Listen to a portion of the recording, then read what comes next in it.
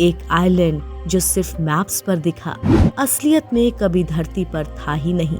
धरती से कहाँ गायब हो गया सैंडी आइलैंड। हम सब में से ज्यादातर लोग जगह खोजने के लिए गूगल मैप्स का इस्तेमाल करते हैं, लेकिन प्रशांत महासागर में एक आइलैंड ऐसा भी था जिसने गूगल मैप्स को भी चकमा दे दिया। दरअसल गूगल मैप्स पर जिस सैंडी आइलैंड को काफी समय तक दिखाया जाता रहा, वो आइलैंड वास्तव में वहां था ही नहीं।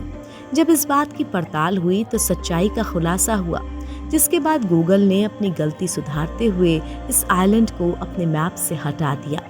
अजीब बात यह है कि जिस जगह को 2 सदी तक दुनिया इसी धरती पर मानती रही, वो वास्तव में कभी थी ही नहीं।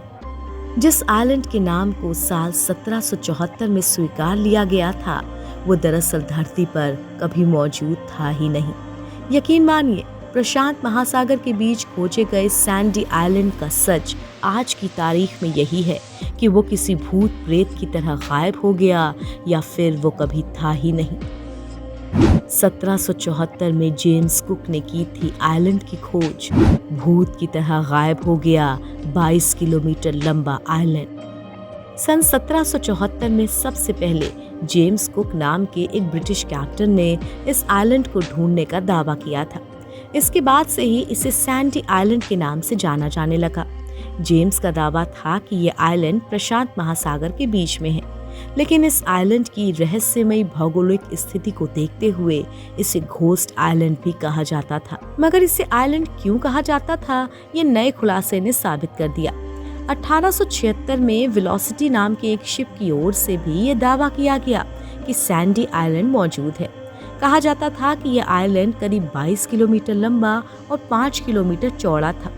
19वीं सदी के ब्रिटेन और जर्मनी के मैप्स ने भी सैंडी आइलैंड को दिखाया था।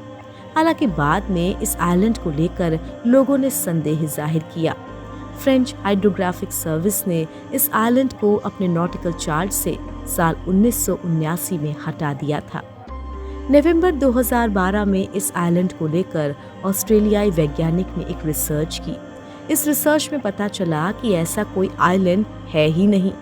वैज्ञानिकों ने इस जगह पर समुद्र की गहराई नापी तो पता चला कि गहराई 4300 फीट से ज्यादा नहीं थी।